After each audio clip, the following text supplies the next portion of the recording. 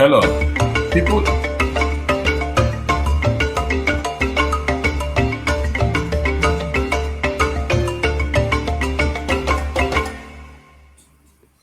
Hello, people in East London, city of South Africa, woke up in shock today over the death of 20 people in a nightclub. Officials reported that bodies found at the Enyibeni Tavern early Sunday were mainly 18 to 20-year-olds. Several others were injured. Police are investigating the incident and have yet to determine the cause of death. Meanwhile, the bodies have been taken to nearby mortuaries. There was speculation that a stampede took place that led to the death. An eyewitness told reporters that the bodies were lying inside the tavern as if they had collapsed on the floor. Relatives of the dead have yet been allowed to see the bodies. They are awaiting autopsy reports as teams of specialized police forces from Eastern Cape Province arrive at the scene for further investigation. The premier of the province, Oscar Mabuyane, told reporters, "We can't believe it. Young people who were not sick, young people who should be with their families enjoying their winter holidays, they just have lost their lives like that." Already, there are calls by the locals to close the venue. In other news, at least 23 sub-Saharan African migrants died while trying to cross into the Spanish North African enclave of Melilla on Friday. This happened when a crowd of migrants cut the fence in an attempt to cross into the territory. Those kills were reported to have fallen off from the top of the fence. This attempted mass crossing is the first since Spain and Morocco resumed diplomatic relationships in March. While most people in the crowd were forced back by security personnel, over 100 people who got through were being processed at the reception center. In recent years, Spanish enclaves of Melilla and Ceuta have become a preferred path for sub-Saharan Africans trying to reach Europe. The alternative route of Libya and the Mediterranean Sea is equally deadly, as hundreds perish at sea each year. In Nigeria, leaders of opposition political parties are calling on the Inspector General of Police to arrest the 2023 presidential candidate of the ruling party, Mr. Bola Tinubu, for perjury. It came about when Mr. Tinubu's presidential election forms were made public by the Nigerian media. It showed that the former governor of Lagos State claimed in the forms that he did not attend primary and secondary schools.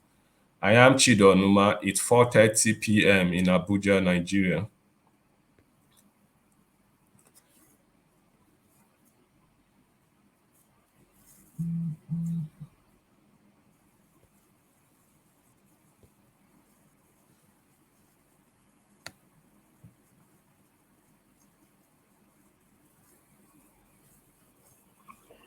I'm Rudolph Okonkwo. It's 11:30 a.m. in New York.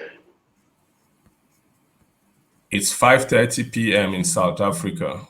It is 4:30 p.m. in Morocco. Wherever in the world you are joining us, welcome to another edition of 90 Minutes Africa. On our show today, we searched far and wide to find an independent journalist who will help us understand the phenomenon called Peter Obi. We wanted someone to help us find the Peter Obi that nobody knows. We found one that had visited Peter Obi's only home in Onitsha and was with Peter Obi in London after he visited 10 Downing Street, returned to Nigeria to dump the PDP and join the Labour Party. Take a look. Enjoy the conversation. You have already had your morning exercise this morning. Start by 6, end by 7. Wow. 6 a.m. dogs. I go to bed about 1, 2, 6. I'm exercising. I stop by 7. Within that period, I'm exercising. You know, I follow this church in America. Yes. St. Thomas Parish. Their mass starts by 6. And it ends up about 6:20. Then between 6:20 and this, I do my rosary, which is 15 minutes. Then do divine mercy, which is 10 minutes. And do prayer for impossible requests, which is 5 minutes. Impossible requests. Yeah, difficult requests. You know, Okay. if you live in Nigeria, you must pray for this country every day. You know? Because it's an impossible request. Yes. It's difficult requests. It's difficult. Something that is difficult. So which lasts about 10, the mass lasts for 20 minutes, the rosary is for 15 minutes, and then they say, hey, carry this one. No, not for more. Come on. No, I run some. No, I run some.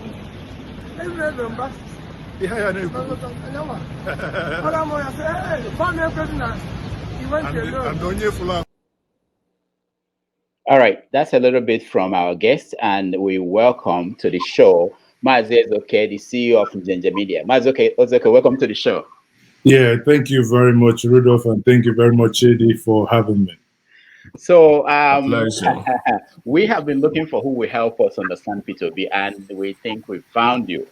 We don't know where you live. You are in Nigeria, you are in London, you're everywhere. But just assuming that you are in London and you could tell us the story from the newspapers for yesterday was about Peter Obi.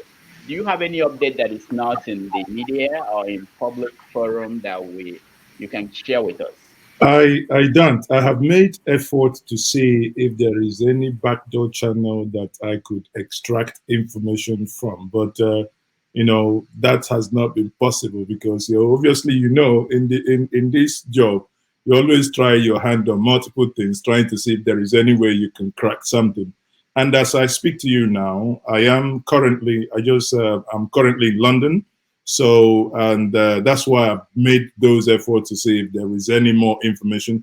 There isn't much I can say to us now that is not in the public domain. That's, as obviously as you know, there is this controversy surrounding what has actually happened and what led to that. There are various school of thoughts. There are rumors as to what has happened.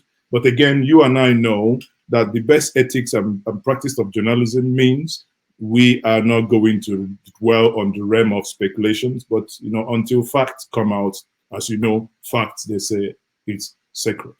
Okay, that's fair enough. But somebody reported that he's not in detention now. Can you confirm that he's in detention or not? Well, I wouldn't expect him to be in detention because judgment has not been passed. Obviously, he will be in custody. That's different from being in detention. Okay. So, maybe like a normal house, but the only thing is that your access is restricted. So he wouldn't be able to go. But Rudolph, I promise you, if the contacts I'm making, I'm able to crack something and get to have more information, obviously, I would keep you posted. All right, that's good enough. Also, just to clear things before we go to Peter Obi, in the news today in Nigeria, it's all about Bola Tinubu, and his issue with primary school and secondary school certificates. So it's a good place to start. You know Peter Obi more than most people. Does he have any issue with his certificates? No. I mean, Peter Obi has classmates, CKC Onitsha, myself, our ladies Onitsha, in close proximity. And Peter Obi has classmates in Soka, where he read philosophy, so it's it's not, you can't compare it to one man who, as of 1999, attended primary and secondary school, but in 2023, no longer, there is no school that he attended to. So no, he forgot. Maybe he forgot the school he attended. He didn't, because that was an affidavit. But I think it's a way of genuinely covering up, previous lies. Because if that were to be now, if you recall that Pa Bode George actually alluded to that before now, but many people are now arguing maybe in order for Chief Bode George not to really spill the bean and really have something more to speak on, that's why we are now being told that he did not attend any primary nor secondary school. But again, I think Nigerians mustn't, let's not hinge on this. You can still become president of Nigeria without attending primary and secondary school. I know people, thousands of them, many people watching might be in that place as well, who did not attend primary nor secondary school. But you go ahead and you take your GCSE The moment you take your or GCE, as we call it, if you have your 6th credit, you can go ahead and do whatever you want. So you don't necessarily need to attend primary school. But, Nigeria is here. The only question here is that he submitted something before. Now, that which was submitted is now withdrawn. Nigeria for you. All right. Okay. Okay, Chido, go ahead. Yeah. So the question then is, it's clear when you say there are people who didn't attend secondary school, but who eventually went to university, because you can sit at home and write your GCE and write your A levels. And once you make your paper, is there a crime here? So if somebody submits a form, what do we know? And as I said, you are just required to submit one particular form if you meet the minimum threshold of, say, if it's a primary school or secondary school or university, and you submit, because you submit a university degree, for example. I'm just trying to understand if there is a crime here, or if he's run afoul of the electoral law. What do we know in that regard? I'm not a legal practitioner, but I'm also not a novice to the law. What I think is here the issue when it comes to the 2022 submission on its own. If you look at it, considering that, assuming that nothing was ever submitted before, no crime has been committed. But when you go back to the fact that something was submitted before, now that thing has been removed, one could argue that, he lied, or that he is lying, because some have argued, some legal minds have argued that is, that he has that a crime is on the table for before telling the world that you went to this AYBC primary secondary school, and now that these things are not there. But the tragedy, the bigger tragedy. No, but the form we've seen, and I don't know if you see, sorry to cut you. Yeah. The man is not saying I didn't. He just left the place blank. Well, so that it's not saying categorically that I didn't attend primary school, or I didn't attend secondary school. It just left it blank. What normally maybe in the West you put a not applicable or something like that. Well, if leaving it blank, that means the man has some legal minds who have advised him on the technicalities of this. Leave it blank. When you leave it blank, leave it for us. We will argue it out. Now, the tragedy here, as I wanted to say before, is that here we have, it appears something is not adding up. Because if you go to that affidavit, he said that while he was in exile between the year 1994, 92 to 96 or 98, thereabout, that his house was invaded by unknown soldiers, and the soldiers took away the certificates, right? Does that sound similar to what Buhari said? That his certificate is with the military.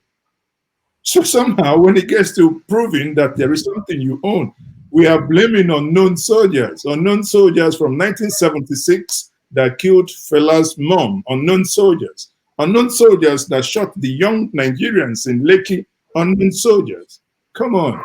Maybe at some point we may have an unknown president, and maybe we already have an unknown president, because these things are really, in the Committee of Nations, it makes us look not real nice.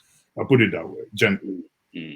Now let's think about it this other way. If he has been running for president for a long time, before he came out and declared, and and he knew this will come up, and he didn't make any effort all this while to find the certificate, maybe a copy from wherever he submitted.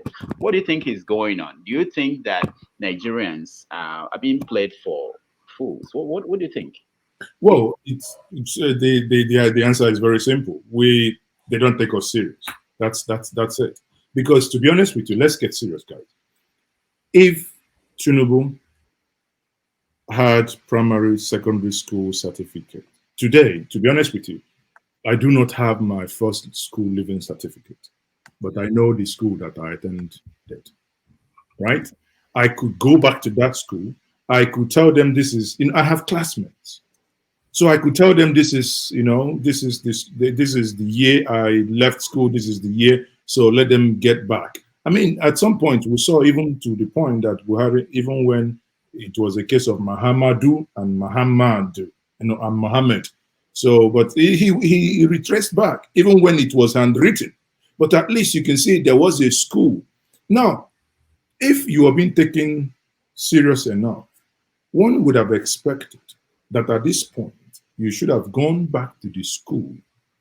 But if you're not doing that, because he's now a person of interest, by not doing that, I would tend to agree with what Chief Bode George said, that he did not attend to any of those. But again, let's not get bogged down to if he has A level or O level, maybe at that point, because let me tell you, you must not actually attend primary school. That is the thing. If he had started with GCSE, that's it. You cannot force him to go and produce what is not there. Okay, you mentioned Bode George several times. Let's watch a video of Bode George. I can bet you any amount of money. Let Bola bring out the certificate of his primary school, his secondary school, and the university he attended. We want to see them. Because I remember in 1998 or 1999, when we had the elections, Afiku Yomi was the one, when they raised and pulled his papers that he filled to INEC, they now asked him to produce all those papers. He said he went to Government College Ibadan and the children home school in Ibadan. We went there, we checked. What year? Where's your certificate? Nothing. When they were going to hoist him, he quickly said that it wasn't him that signed it, it was Afiku Yomi that filled it. Your certificate, if you have genuine certificate, you went to a particular school, you must have friends who, because you won't be the only one in that college. Let's see them. I am shocked that Ogunlewe will be saying this in public. He knows for real that this fellow doesn't have all these certificates, and I'm not hiding it. Let him bring them out. All right. That's Bode George talking about Bola Tinubu. Let's go beyond Tinubu. Let's go to why we have you here, which is Peter Obi. Who is Peter Obi? For those who do not know, who is Peter Obi? For many Nigerians who do not know Peter Obi is a citizen of Anambra State and was the former governor of Anambra State. And he is a man of destiny, a man who came and, if you ask him, he said, in one of his interviews, he said that he was brought into politics by Professor ABC Nwosu, whom, when the Anambra intellectuals came together to say we needed someone to go beyond what the former governor of Anambra State then, Mbadunuju, was doing. And they brought him to basically come under the party of Babka. And, he came in and he became the governor. So I can tell you that, he was a former governor. He sat in board of a couple of banks, which many of you do know, also including but not limiting to Fidelity Bank. Now, before he joined that, managing or rather banks in Nigeria, he was also a businessman. I use that word carefully in adherence to what he says. He always wants people to say he is a trader. Well, trader buying and selling. Well, he was an international businessman that had interest in some of the well-known brands that people use in their houses, and he was importing these from Europe, especially United Kingdom, into Nigeria until he became then a politician. But again, to summarize, he's for those who have known him, who have met him, is a man that I say his humility is infectious. I have never seen a man that when you come across when you come across to him and you come close to him, that you don't want to see him again. Very good. Okay. Chido. Yeah. Okay. So we know who Peter Obi is. I think the logical question, and that would be going political, would be what does Peter Obi believe in? Peter Obi was in ABGA, he was in PDP, and today he's in Labour Party. Is there a sense that candidate Peter Obi is just forum shopping for a platform to be president of Nigeria? Who is Peter Obi in that regard? What Okay. ideologically, politically, what does he believe in? Now, ideologically, I'm not his spokesperson, I'm not speaking for him, but from the man I have met, the man I have come to know is, a humanist. One. Now, there are things I refer to political jumpologists, or men I refer to political jumpologists, people who jump from one party to other for just the experience of it. But here, yes, he has moved parties, but the question that always I want us to look at, not just to look at it from the peripheral, is what is the reason why those movements occur? If you bear in mind, in 2002, he actually was in the PDP. He attended PDP meetings. But I think, according to him, he said that in one of the meetings he wanted to talk, and they shut him down. They said, well, if this is democracy, and I can't make my contribution, and those money bags are shutting me down, then he walked away. Now, it means that this man is a lone ranger when it comes to the principles that are in variance and are not too common to Africans and not to Nigerians. He moved into APGA. He moved, eventually he won the election, and the way he ran the election, won the election, the only governor in Nigeria that had won election without any single seat in the House, not in the Senate, not in the State House of Assembly. Eventually, that was taken away by rigging with the Chris Oba and Chris Ngiga. What happened? He went to court. That again defines his lifestyle. People would cause trouble, do this, oh, you win election, bad post. No. He went to court, believing in legal means. It took him 3 years. In 2006, he was brought back through legal means. In the video you played here, in my conversation, in private conversation with him, I asked him, how did he fight this? He said that even the judges that delivered the judgment, he never met them. That one of the judges, that he only met them about 3 years after at the airport, is to show you that a man whom at that point everyone was saying, Oga, forget, stay in London, just leave this electoral distance. Everybody deserted him, but he stuck his ground, knowing because he had a point. Aren't we seeing a trajectory here? Yes, eventually he moved into PDP. While he moved into PDP, let's not play ignorant here. We know the problem he had with the former APGA chairman, Victor Ume. At a point, because he didn't want that so much conflict, he left PDP, because then under Goodluck Jonathan, PDP offered him that platform to come. He walked away. And one thing that is very, spectacular here, if I may use that word, is he was given and he was wooed to come to PDP before the election. But as a man of principle, believing in that APGA ideology, he left APGA after he had won and secured that state for APGA. He left alone. He didn't leave with what Nigerians call, he left with structures. No, he left with no structures. He left as him. Now come to 2023, 2022. There was a trajectory building up.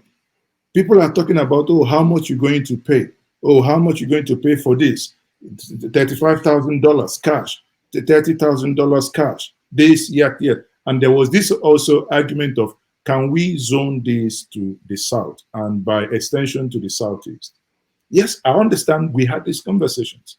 Myself, I have no apologies to this. I believe to tomorrow that if equity and fairness is anything to go by in Nigeria, that the 2023 president as was said by Dr. Ogbonnayono when he contested the APC ticket. He said it to the public that in 1999, he stepped down so that a Yoruba candidate could take his place, and to ensure that Olusegun Obasanjo and Chief Falaye were those in the ballot.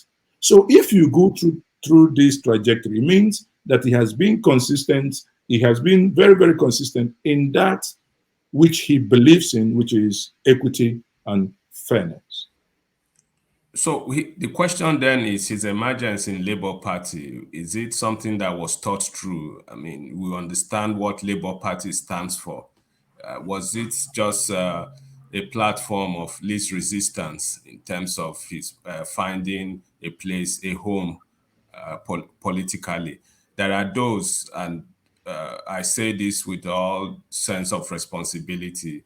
I understand the Labour Party. I have studied it and worked with people within that platform. There are those who are up against his presence in the party because they think he comes from a tradition different from what the Labour Party stands for.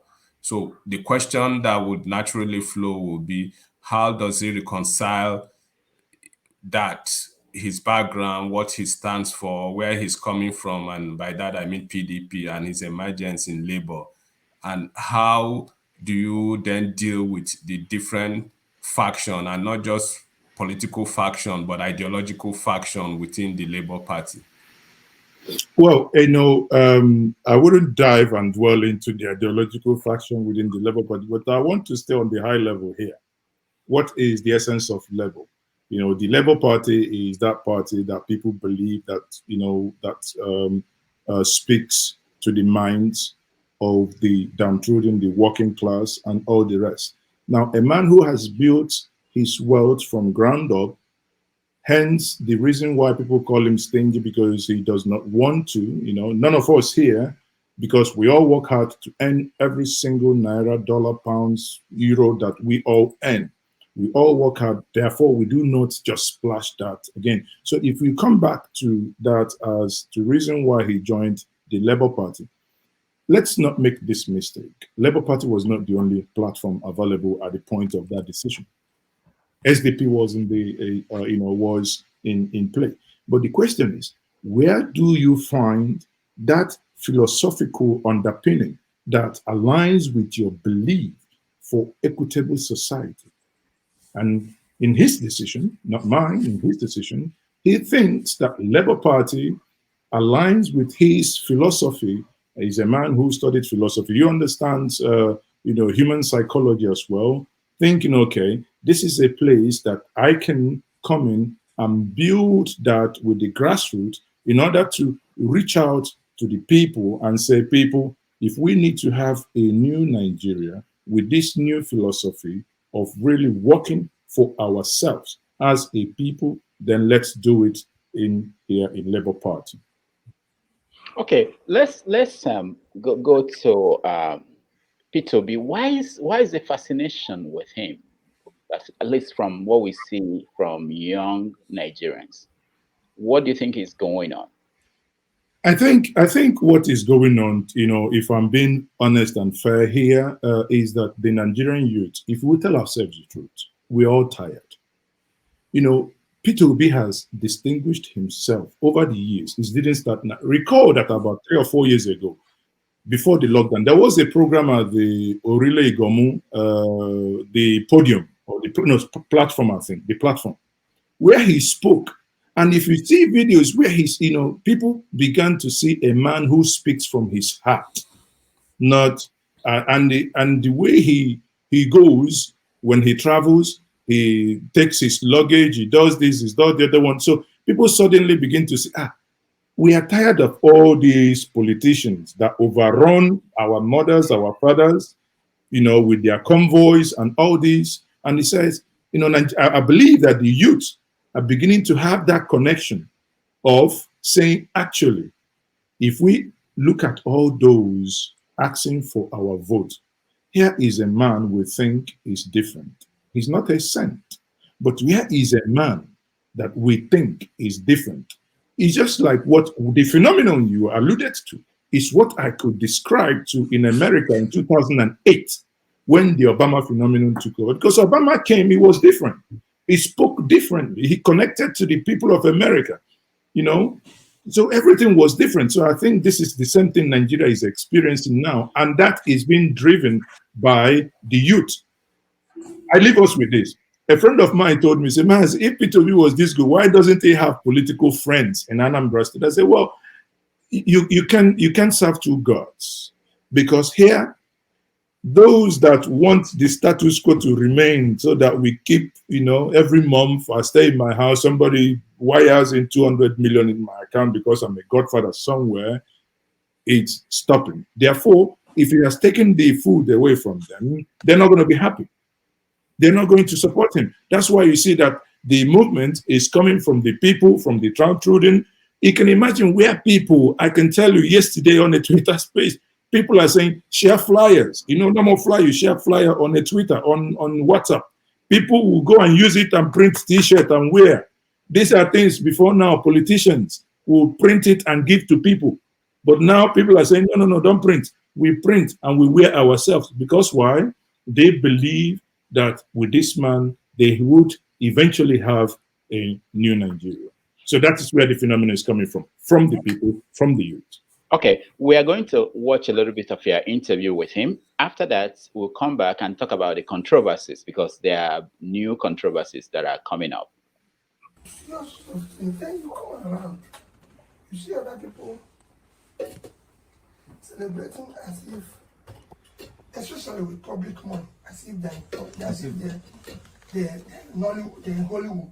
Yet the person in question, before he got into the public office, was almost a pauper. Thank you. Could not even afford those things is that enjoying. And what even annoys me more is when you question, you said, I used to enjoy those things. How? You know, no. Even if you used to enjoy it, you're not a public figure. You shouldn't do it any longer. Because you're not showing a good example of what should be. Even if you used to do it in your private life, you're not a public person. I tell people, for example, a British Airways Gold for Life member. For life, you need to do about 20 years of flying in business class once every month for you to be a British Airways Gold for Life. Okay. But since I went into public office, you see me in first class, and I'm upgraded by British Airways, if ever, which rarely happens. All right.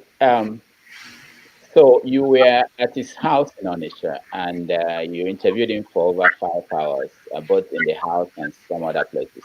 What did you take away from that interview? Now, you know. Sorry, I'm Okay. sorry. Yeah. You know, I used to walk close to that house. I never entered that house. I drive around. I know this is his house. So on this said date, I had an appointment to see him. This conversation was not meant to be recorded, but at some point, there is a way you get speaking to somebody, and I'm like, but hold on, this conversation we are having now, how would people, if I start writing about them, how would people think? Isn't it better, rather than to write, can I seek his permission to record this? Because I went alone. I went with no cameraman. So, and I said, okay, hold on. These things you're saying to me now, can I put them in video? He said, why not? It's a conversation. We can have it any day. That was his reaction. And there I am. I brought out this, equipment and started recording some of these conversations. I mean, it's unscripted. It's anything. I was just like, it was just a conversation because he was getting ready. If you see, he was wrapping his food. He was getting ready to go to Nanka that same day. There is a second version of that video that's actually coming up. And the fascination here is a man, he was a former VP, a former VP to a presidential candidate, and a former governor with the avalanche of security. But he said, "Okay, can we?" He asked me, "Can you escort me to Nanka?" I said, "Well, actually, that was the day I was going to Onitsha to record, set agenda for Sorudo to visit Okpoko." I said, "Well, I have a couple of hours to spare before I head back to Onitsha, but on the condition that I must come back here, pick my car, and go to Okpoko." He said, No. You're driving with your car. I will join you." Now, here is me coming to see him. Rather than go, he now said, "Can you escort me to Nanka?" Rather than me leaving his car in Onitsha GRA, he left his car and joined me. Now he joined me. We went to Nanka. So my take here is, the level of simplicity. Sometimes, if you haven't come close, you think it's something that is made up. But there is something. It's just like when you wake up. Oh, you may yawn. It's impulsive. It cannot be hidden. It cannot be faked. It's there. Rudolph, you're muted. Yeah. Mazi, hold on. Are you saying that he didn't have security people around in the house? No, there are mopos. Obviously, you now when you come to Nigeria, you have No, I don't have anything. Even if it's a village, we'll force some on you. Because we won't allow the U.S. government to say their citizen have been kidnapped in Nigeria. So we'll force some on you. I move around. He has. Let's not get a wrong impression. He has security. Okay. Obviously, when you come in there, you see some mopos. I think a couple of them and the DSS in the house. But what I'm saying is, for the fact that on going to this place, he allowed the what's it called, the guy with Hilux van to go, and he was in my own car. I was driving, and we were talking. To be honest with you, I haven't said this publicly before. For the first time, I got scared. You know why? Why? We got to Abatete. There was traffic, and suddenly people looked at the car. He was, I'm here. He sat here. He had his nose mask, and suddenly people looked at and said, "Okute, Okute, Okute." I nearly peed in my trouser because I said, if all these ungun man come now, they normally first kill the driver. So I would have. Interesting. So he made coffee for you. He said it in one of the interviews that he made coffee for himself, and he had a big house. He was already getting ready. When I walked in, he had his only white singlet. It's only when I said, "Okay, can I record this?" that he now went inside. And if you watch the video, we will see at some point he was doing this. That was when I started recording, and I caught him when he was still, closing the last button. So he was, he was already making coffee, and he asked me if I wanted coffee. I said, "Well, I mean, I did drink coffee with milk, but eventually he had no milk, so I drank black coffee with honey." Okay. Chido, go ahead. Yeah. I mean, there's no doubt, even without telling people that he's a very simple, the way he carries himself publicly and privately. I think the challenge, and maybe that has endeared him to a lot of Nigerians who are used to people, politicians in flowing agbada and long convoys and all of that. But let's zero in on the politics, which is really what it's all about in terms of the prospects of an Obi presidency. And there are a lot of things we can talk about when we look at that. What do you think? What are your preliminary observations or thoughts about how his emergence and his entry into this race and his candidacy? What are your general expectations? Can we look at that? Then we can ask specific questions. Well, I think, obviously, there are two planks here. You know, let's be upfront here. There are two planks here. Many people, including myself, believe that 2023 should have an Igbo person in the ballot. Why? Because sacrifices have been made in 1999 and 2003. But there are other Igbo people on the ballot, if I'm not mistaken. Please, can we Igbo people of note? Do you remember any by heart? Abga has an Igbo candidate in Umeadi. Okay. Okay. So in that case, Abga. But if we Umade, I do not personally, without sounding condescending, I do not know his antecedents. But you know, because why do people keep hearing about Atiku Abubakar? It's just because of what he has done before. Why do people keep hearing about Bola Ahmed Tinubu? It's just because he has been at least at a certain level. Atiku was a governor before he was picked. Tinubu was a governor. Now here is also another governor, in quote unquote, two-term governor. Therefore, if we stay on that trajectory, I felt, because for me, I felt that this race, personally, maybe I'm being politically naive, I felt that this race should have been between either Obonneonu, Dave Umahi, or I don't know, in the APC, and in PDP, either him and maybe, you know, that we would have used that opportunity to ensure that someone from the Southeast, all the parties would have given that to, you know, that to happen. So his emergence now is...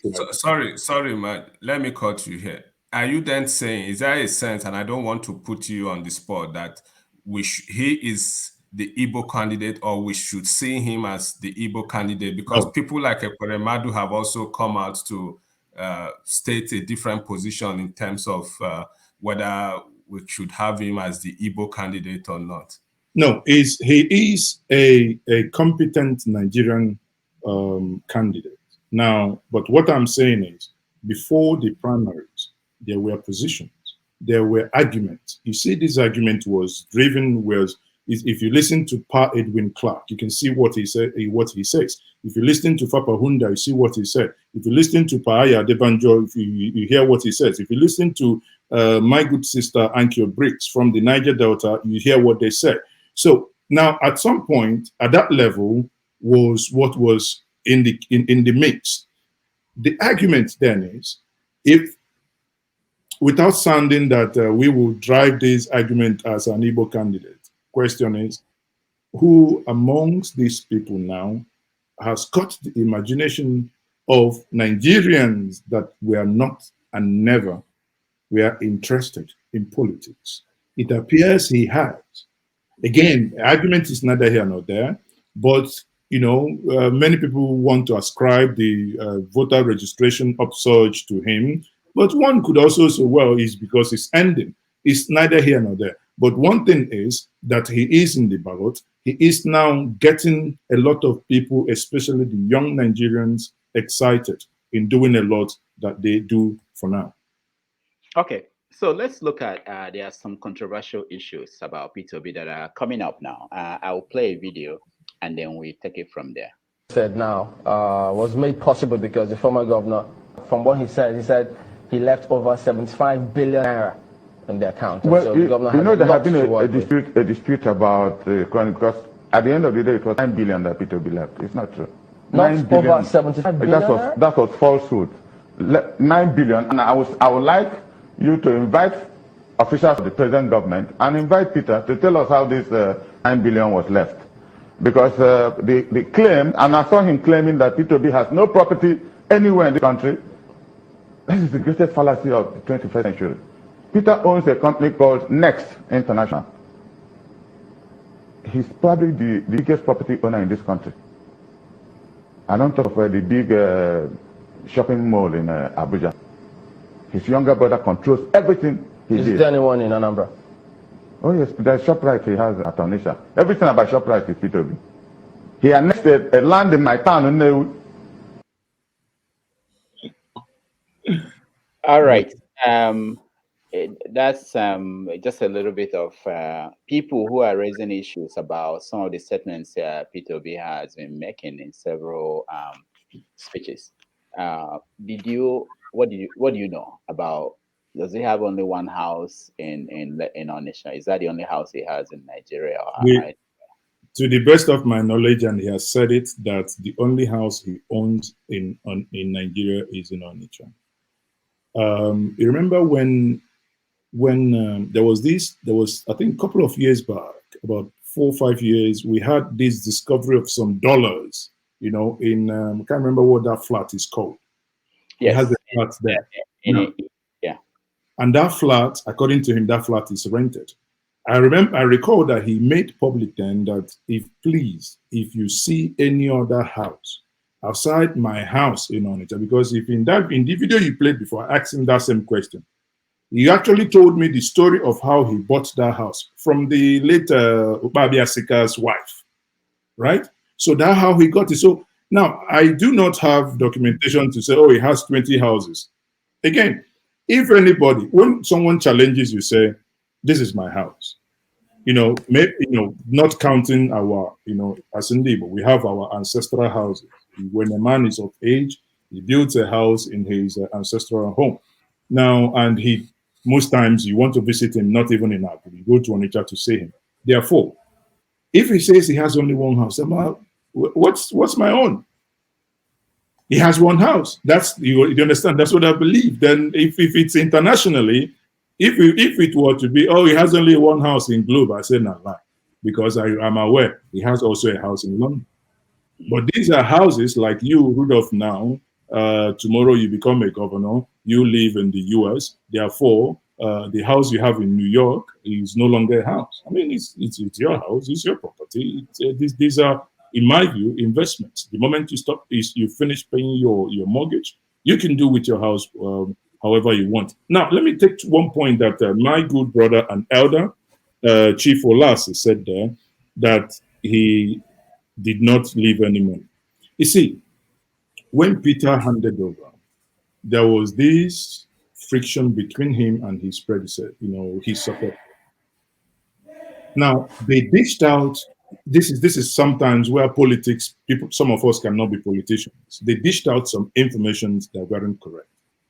And on this information is where my elder Olasi anchored his comment.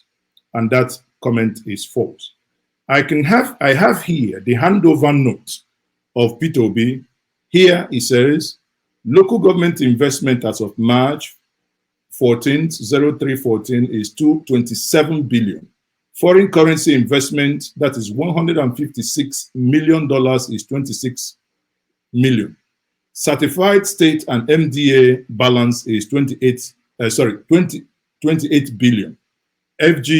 FGN approved refund is 10 billion.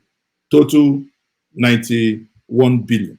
Now, if someone handed over this and he's telling to the whole world, Access Bank has come out, this amount, 50-something million dollars invested, Anambra State money invested in Access Bank, invested in Fidelity Bank, invested in Diamond Bank. Anambra, okay, there was some investment in SAB Miller, now InBev. These investments are there. Recently, there was some fake news saying, oh, these investments have grown and ballooned into 100 billion. That's not correct, because these were Naira investment, about 12 billion Naira. If this 12 billion Naira was invested, Naira investment, and someone, as of that point, Naira was 155. Today, Naira is about 614. It will be silly for someone to convert it back again to dollars, say, oh, our money has lost value. Why won't it lose value? InBev has posted for the last 3 years constantly negative. Which company in Nigeria, except the bank that flexes you and I for everything we do, is making any money?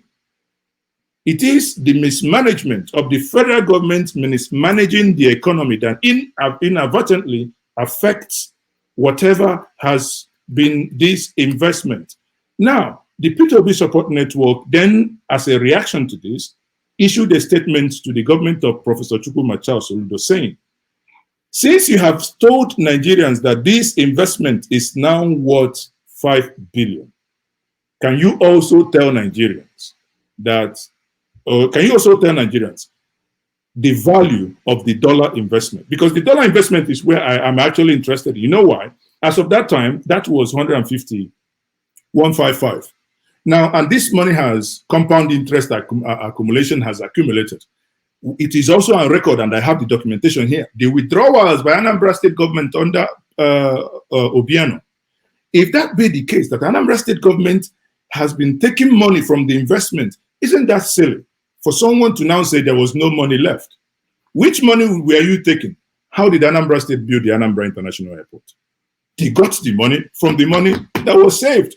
So, respectfully, my elder chief Polasi, I would say, we don't want to engage in that, but the information is not entirely correct. Okay, Chido, you will come in, but I just want to announce that in 10 minutes, we are going to let our audience to join us. And if they have questions for you, they might have better questions than I can. Chido, next.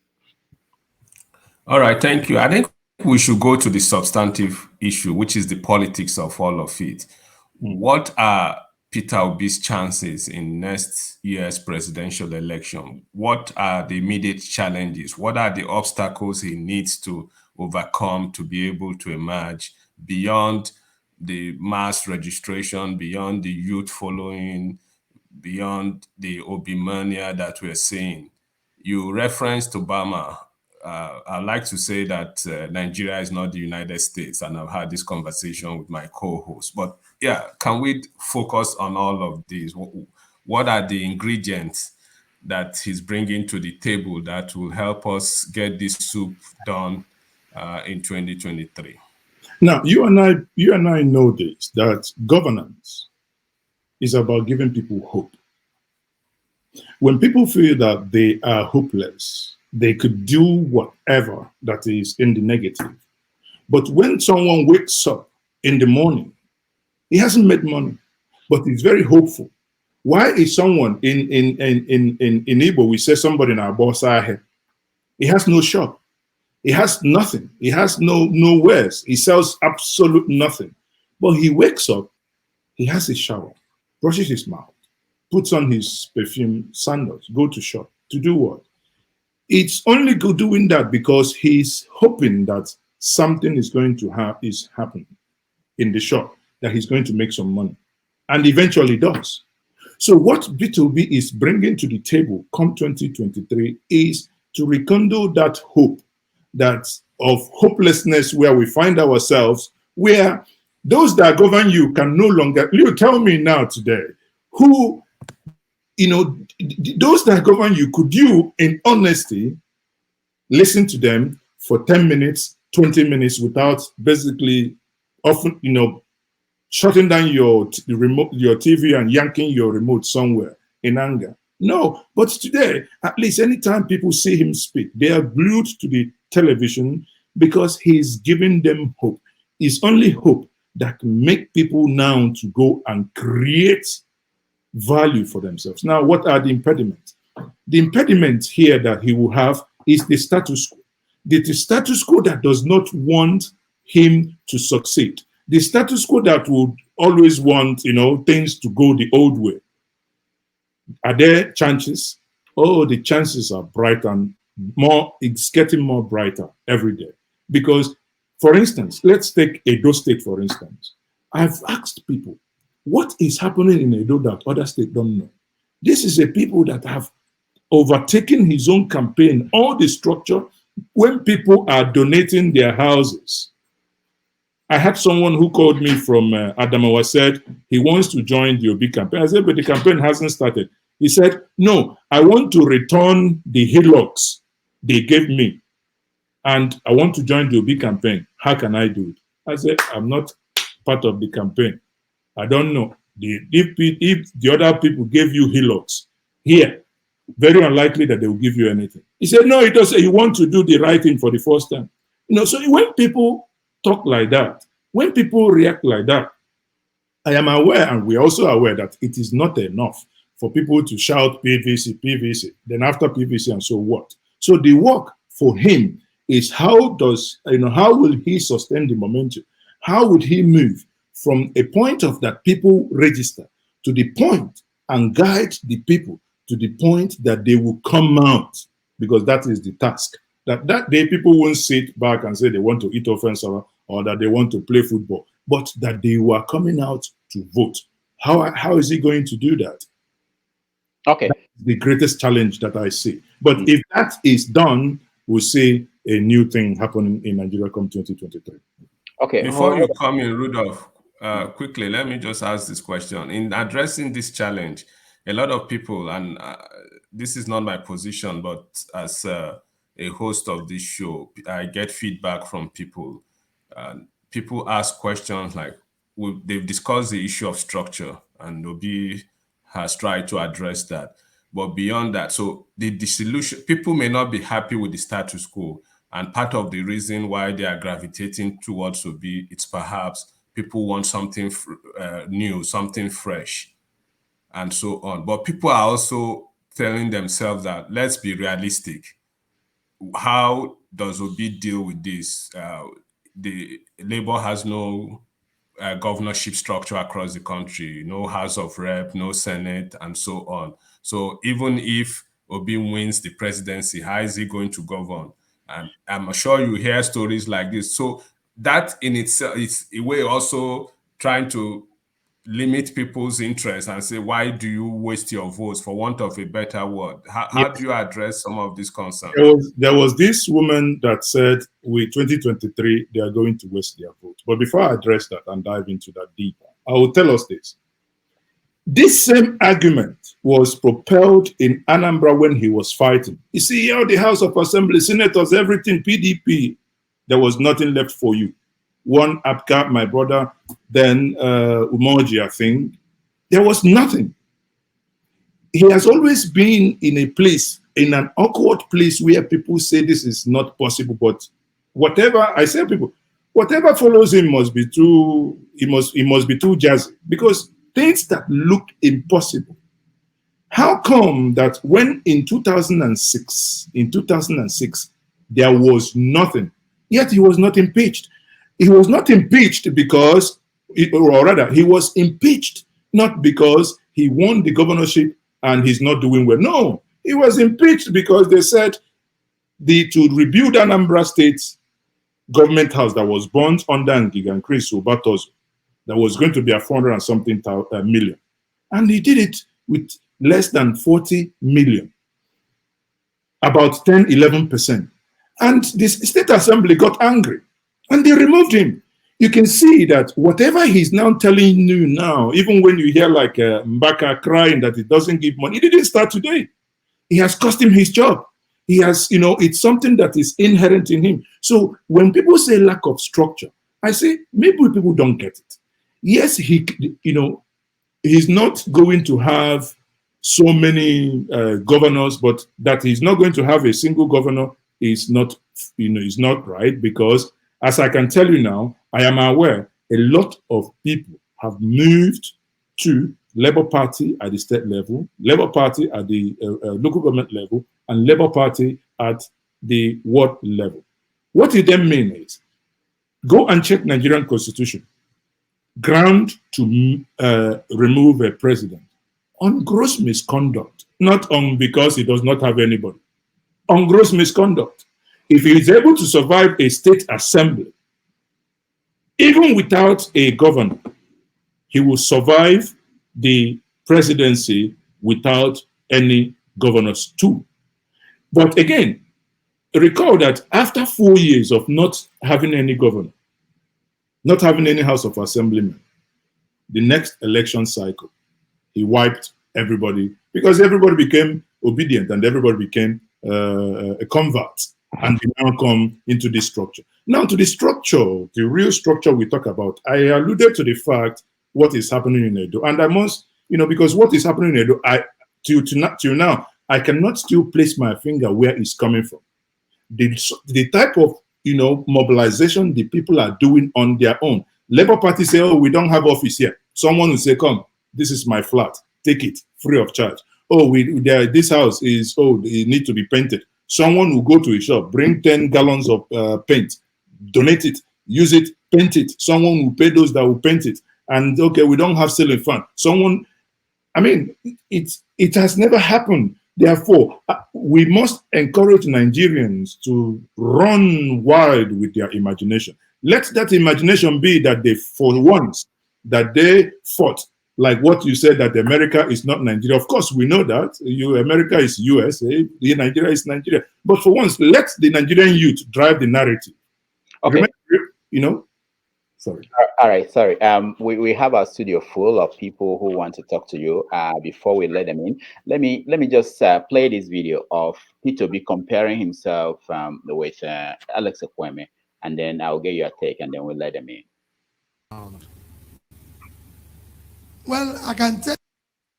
Is there anything that you sort of fashion your work around? Well, I can tell you, one thing I know is that, like me, people were not happy with him. Because he insists on doing the right things. You cannot meet him. One is a man of very high, I think, like I said, it can't come. I don't see people who are as intellectual as he is. He knows everything, and he listens. So like I said, it's not somebody who convinces you. You must come with a superior reasoning. And so they're not happy. People like here, of course, it's not like me, it's not his share money. And so don't say, when you say I'm stingy, maybe these are things that we have similarities with. I don't see him sharing money to anybody. He only spends money for need. So he's educated so many people because he saw the reason. I was growing up and hearing scholarship from Ekweme. So he was paying people school fees, educating them, sending them abroad to read.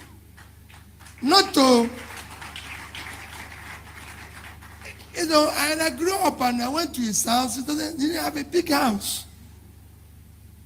He didn't have big cars. He didn't have, so I was wondering, why is this man treating himself like this? So with time, I found myself doing the same thing. And I said, oh, maybe it's not somebody you see. So the similarities is that he was a man who believed in tomorrow.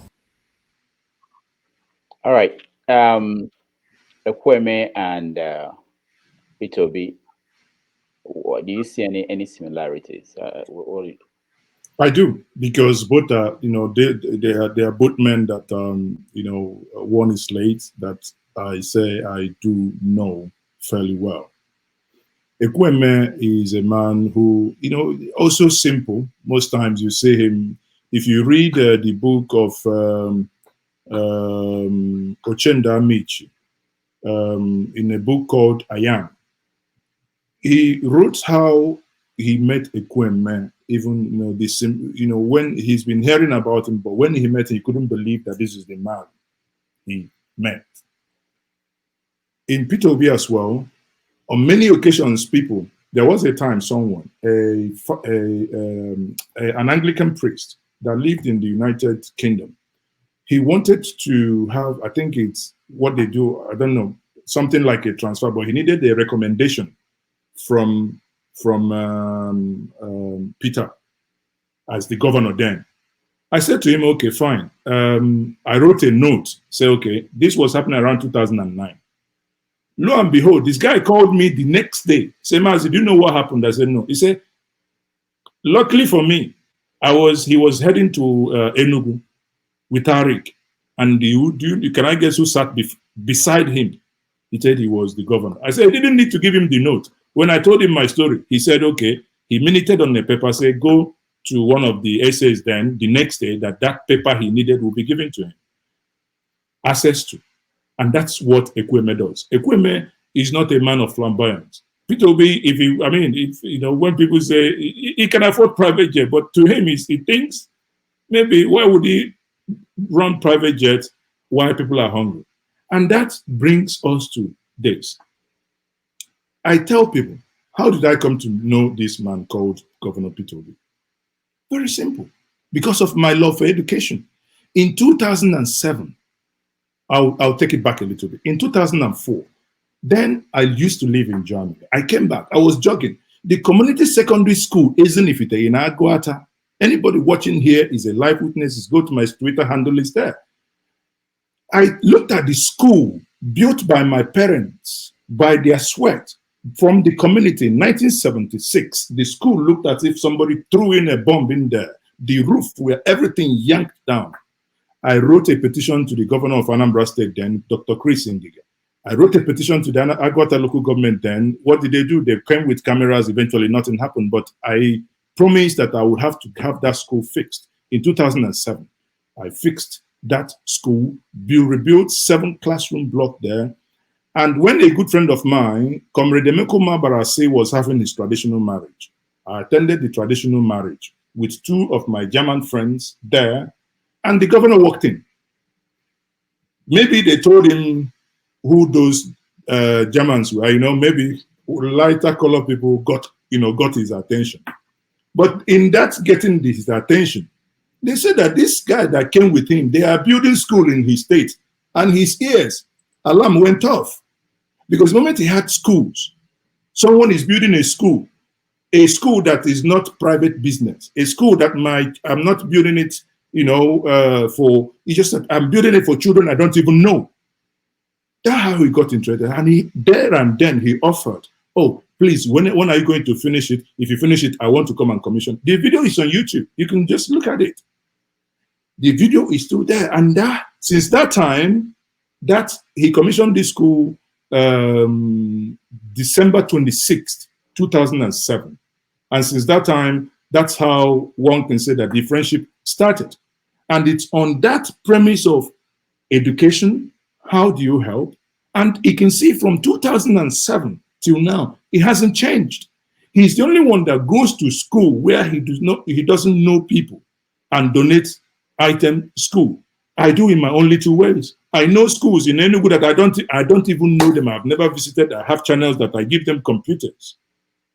But because I know that the children, the lives we're able to capture today and mold them right could be our savior tomorrow. But those that we neglect today will be those that will make life unbearable for you, for myself, for you, for your children, for my children. Therefore, we need to change the trajectory that we take these things. And I think Ekweme, in his conclusion, this is where I think both of them seem alike. All right, let's bring in our audience members who are joining us, and they want to probably ask you questions and comments. So I've let them in. I know they are. They don't kill me with questions. No, they won't kill you. They are nice people. So let me start with Alaro. I know you are a Peter Obi supporter. Do you have a question or a comment? We are going to take 3 people, and then he will answer, and then we'll come back to the other 3. Go ahead. Thank you for the privilege. And thank you, my dear brother. It's good to hear somebody that's close to him that can enlighten people as to his humbleness. And for people to realize somebody on Peter Obi's level does not leave a party like PDP recklessly. This is done with consultation. And PDP, when they say structures, we in PDP are still going to leave massively before election to go to the Labour Party. Everything is waiting because we know the internal politics that caused him to leave. Atiku taking the ticket every time was not the plan in PDP. Therefore, being said, also, like I always said, what my brother also already said, people donating houses, people donating paint. You have to donate whatever you have. Alone saying your vote is not enough for this man to go forward. Donate your time, donate your energy. If you don't have those, donate the little amount that you can afford conveniently. Thank you very much. All right. I just wanted to say that we have 30 seconds for everybody, so don't go beyond that, please. Questions or comments? Let me, Ovie, you're next. Yes, thank you, Mazi. My first question, I have 2 questions. I'll make it in 20 seconds. The first question Chido asked you is about how the kind of person Peter Obi is. You use the phrase there that I said he's a lone ranger. I have no problem with a lone ranger. What you said that remind me of Obama. Obama was a lone ranger, but he had people to work for him. One, which is his vice presidency. Biden was regarded as the father of DC at that time, and he has the big political party to head him to become the president. So my question is, what is the roadmap? What is the mathematical roadmap for him to that presidency? And two, you said you also refer to his level of simplicity. That reminds me of our last two presidents, Goodluck Jonathan, who come from a humble background without a shoe. We voted for him. Our current president, Muhammadu Buhari, has only 300 cows, humble, and we voted for him. But all these two people did not work for us. What now do you believe that Nigerians that we know will also take that route again this third time? Okay, thank you, Obi. Neka, you're next.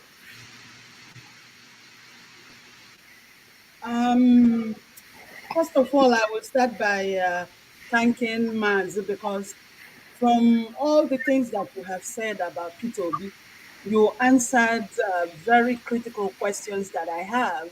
And I do agree with everything that you said. You made it very clear for people to really understand who he is. And I don't think I really have a question per se, but what I just wanted to add to what Mazi said is that we need to stop going backwards. And we have to stop trying to say to ourselves as human beings that something will never, never happen. Something has to change.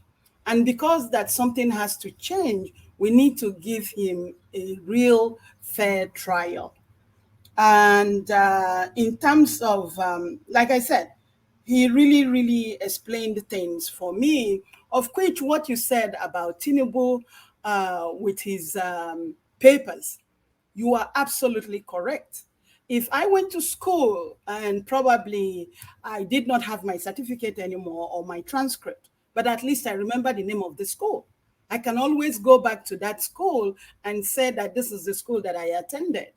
At least, even if I'm somebody who lives in an isolation, I should have one friend or one teacher that I know in that school. So basically, you've answered all the questions. Every time I come on this platform, what I continue to encourage my fellow Nigerians is that we must stop trying to look backwards. I could see a humanistic principle in Peter Obi, and I believe that that humanistic principle that he has is what is going to lead him into being the president of Nigeria, because we really need that change. Thank you. Thank you so much, Neka. Let's take one more because some of them didn't have a question for you. Mohammed, welcome to the show. Mohammed, welcome. Can you unmute yourself? Okay, good. Go ahead. What's your question or comment? Okay, thank you very much. Over the time, I've been listening to these presidential aspirants, and I've not seen any of them that have convinced me on how he is going to address our problems in Nigeria. They keep on referring to what they have done before. They have not come out clearly that this government of 1983, this is how they address agriculture, this is how the government of 1993 does it, and this is how I want to do my own. Or rather, this is how this government work on education, this is how this government work on education, and this is the gap, and this is how I will do my own. I'm a farmer, I'm an educationist, and also, you look at what Peter Obi, they keep saying Peter Obi, and we deceive ourselves that he has a structure. Buhari did it 3 times. Today, the way they are campaigning, using religion and tribe, the Hausas are watching them. The entire 29th state of Hausa, we are watching them. Do you think we can just go and cast vote for them? That's my question. Thank you. All right, thank you so much. So Mazi, you take the questions, and then we get to the last 3 people. Go ahead.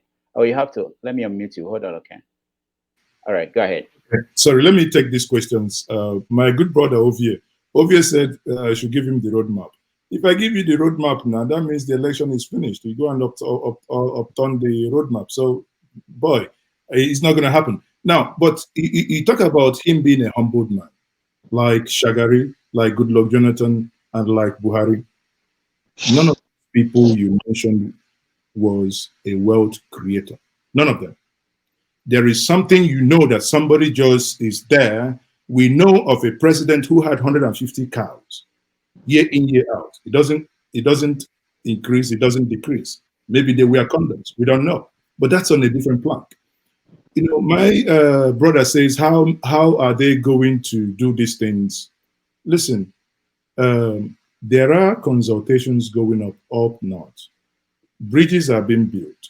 I think let's not make this mistake. Peter Obi's presidency is a Nigerian president. If one person, an Igbo person, one person says something that you do not like, please, for Christ's sake, you cannot use that to judge everyone. I am one person that in my platform that I advocate, let us not put religious and ethnic connotations, for instance, to crime. When someone with cow commits crime, deal with that person as a criminal, not labeling a whole ethnic nationality as criminals. Come down to politics. If you do not want to vote Peter Obi, of course, you must not vote for him. But allow him to make and go and campaign, because he is making inroads. In the next couple of days, you will see that a vice president would emerge. The vice president that will suit the bill. A vice president that Nigerians will know that this is the new direction. You talked about how is he going to do all these things. My brother, how would you know what I will do if I do not show you? When you go for a job interview, they ask you, what's your experience? What have you done? If a man is telling you, I'm going to change education, you'll be looking at him like this, what can he do? But when he tells you, when I was a governor, my state was number 27. And these are my plans. Within a space of 5 years, I moved my state from number 27 to number 1. This is verifiable. It means if you give him the opportunity, now task him, what can Nigeria, task him in African ranking. How can Nigeria be? If before the highest rank, what is the ranking of those that take NECO and WAEC? What can he do to ensure that education is improved, to ensure that our security is improved? A man has gone to Egypt, telling you that, well, I have seen something these people are doing. How can it be that in a space of 5 years, and we have a government that is 6 years, the former government left us with 8,000 megawatts. Now we struggle with 1,500 to 2,450. And he's telling you, we are doing abysmally low. If we do this in 4 years, minimum we could generate is 30,000. Give him the opportunity to fail. But he cannot fail because he has done it in private sector. You know how I respect people. If you ever managed people of diverse culture, especially, people of lighter skin, and you are with this skin, you manage them, you make profit, they all scrutiny, and you are still able to really achieve something. I believe if given the opportunity, yes, you can. Thank you very much. All right, thank you. Let's continue. Obi, welcome to the show. And any question or comment for Mazi Ezeoke? Yeah. Can you hear me? Yeah, we can hear you. Oh, okay. I have a few things. Some of them has been touched, but I will just reroute. First of all, Mazi Ezeoke, it's my pleasure to be on this platform with you. Thank you. I really appreciate your work. I've been following you like crazy. Fantastic job you're doing. Well done. This is what I want. This is what I want to say. So if Peter Obi is Igbo president, so it means that Bola Tinubu is your... Sorry. He's not Igbo president, please. Hold on. I'm actually on your side. Just hold on. If Peter Obi is Igbo president, so Bola Tinubu is Yoruba president. Atiku is Fulani president. Buhari is Fulani president. Yes or no? Obi is a Igbo man and he's a Nigerian. I don't know why this Igbo presidency tag is being bandied about. Just ignore and just move on. That's my comment. And other things I want to ask, Mazi, are you able, I know you've talked about discussions going on and you may not be able to answer this, but I'll still ask. Can you give us an hint as to the direction the merger is going? Is it going to be positive or negative? What are the likely outcome scenario? The other thing is misinformation. Are there portals being built or already built online where people can go to read about, you gave some very succinct explanation about the Peter Obi misinformation on his governorship, money left behind and all that. You seem to have very good, clear information about that. If you can, from the back end, work on a portal where we can read up this and read the facts, it will be good for the youth. The other thing the last thing I will ask is, let's say, for example, we wake up tomorrow and Peter Obi is the president, May 29, 2023. And the following week, he announces his minister, and we see Mazi Ezeoke as the Minister of Information. Are you going to refuse? Thank you. Very good question. I like that. Okay, so let's continue. Paul, welcome to the show. What's your question for Mazi Ezeoke? Yeah, good morning. Yeah. My first question, I know Peter Obi, for the most part, he lives in the UK, and living in the West, we all understand how the West work. So I know Peter Obi keep telling us to fact check. I've tried to fact check his tax return while living in the UK. I can't see any. If you can help me with that, that would be good. That is one. That is why I'm asking for the portal. Thank you, Paul. Then two, I like the Peter Obi drive, but I still want to beg people so much. The Peter Obi drive, some people are taking it to the Jagaban level. They become a heavy bully. You just can't say anything. Only this question that I ask, people hate me for it. People just hate me. I want to ask you guys to take it easy a little bit. And the narrative, why I'm saying this, the narrative is that when you say things like that, it often come more with people from the East. Every tribe now like the Peter Obi, but from the East, they take it personal, like I am cursing their brother. We have this parable in my place. They said, every man see their mother's nakedness. But we pretend we didn't see it. But when we see other people's nakedness, we say something. But we have to be careful the way we go about it. The bully is too much. You can't just say it. It is politics. We have the right to ask questions. They question Tinubu every day. So if I also ask about Obi, I think I want to make it easy for him, because Obi is making it easy for all of us. He jumped from one media house to another media house, from print media to electronic media, which is good. So we can sell him. But at the same time, we can always ask critical questions. I've not seen that tax return, and I would love to see it. Thank you. Thank you, Paul. Tony, you're next. Guten Tag, Mazi Ezeoke. Ich grüße Sie aus Deutschland. My brother, thank you very much for allowing me to be part of this conversation. Like what Paul said, the problem is not about people saying about Peter Obi. Peter Obi is one of the most scrutinized person in this election at the moment. He's always on every news channel. You understand me? I hope that other people will also be open the way he is open, because everybody he is always open people asking questions. People everybody know everything about Peter Obi, but like other people like Tinubu or Atiku Abubakar, most of them it is difficult for you to know even nothing about them. What business do they do? How do they get their money? What is the source of their income?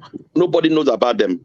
But sometimes we also welcome open conversation, open discussion. But sometimes there is what they call tactic question. People in journalists use. They ask some kind of funny questions to make Obi look bad. That's what we, like people that support Obi, we know when people ask genuine question. When you ask a genuine question, of course we answer. I believe Peter Obi is even ready to answer all these questions.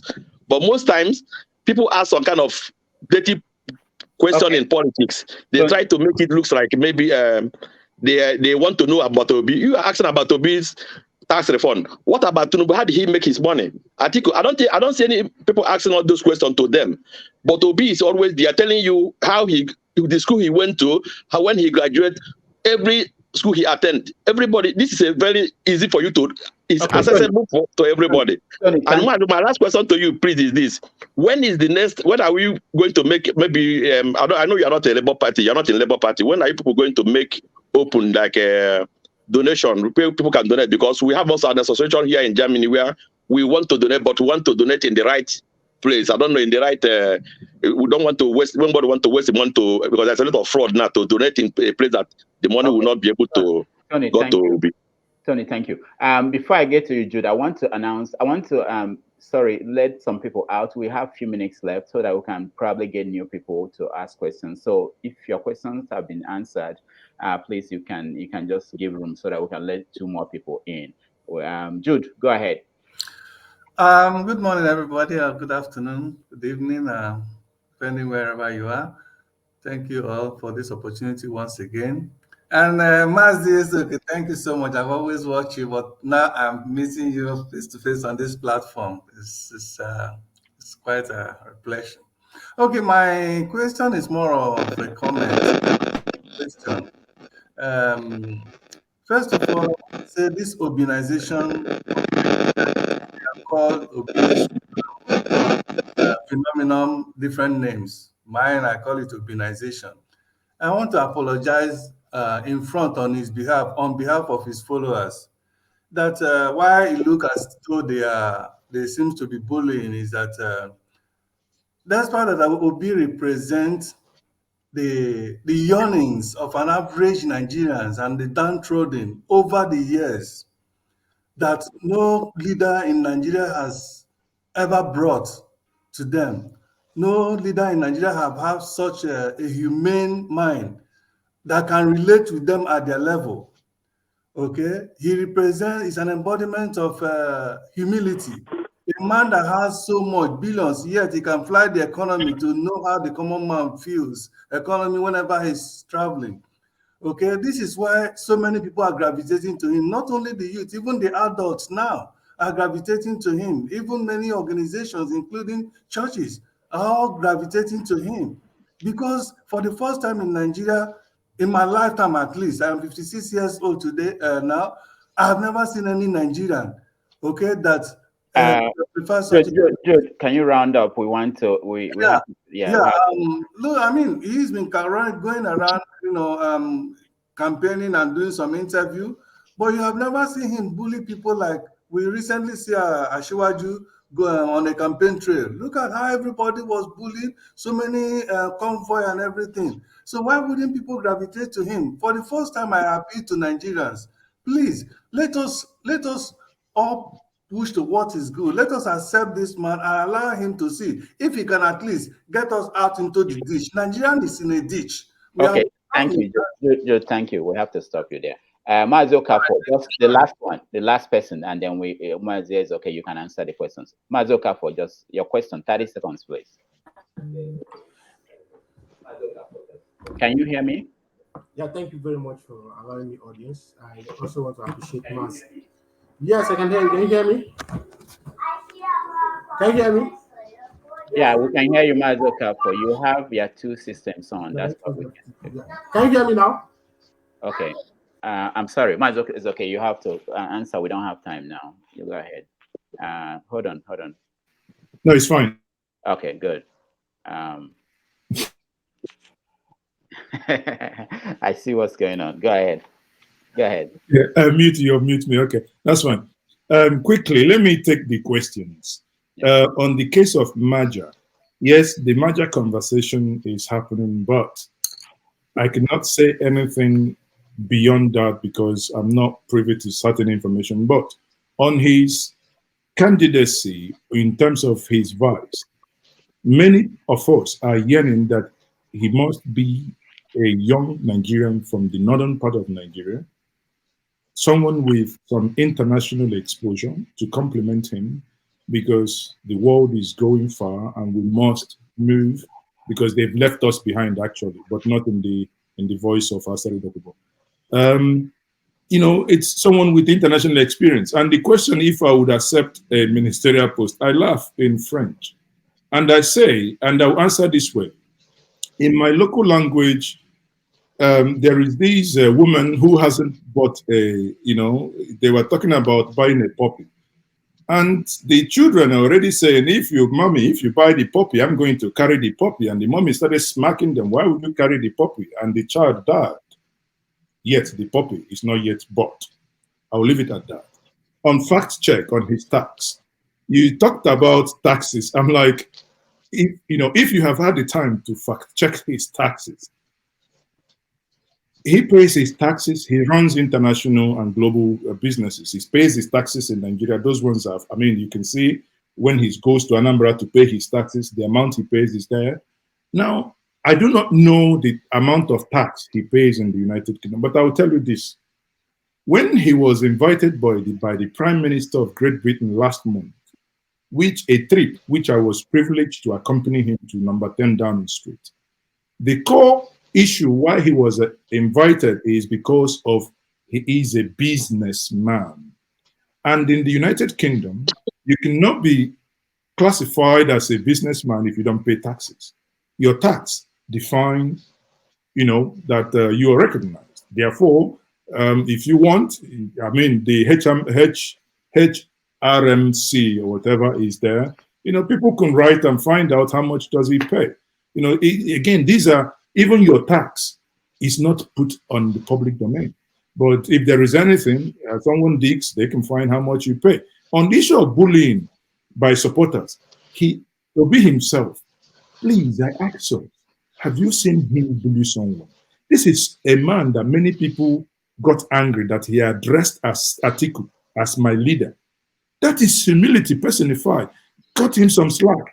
There is no way, if you have 20 million people supporting you, there is no way you can control all of them. Some of them might be too emotional. I have had people who call me on the telephone and they started crying. Mazi, what can we do? I want to, but I'm like, why are they so emotional?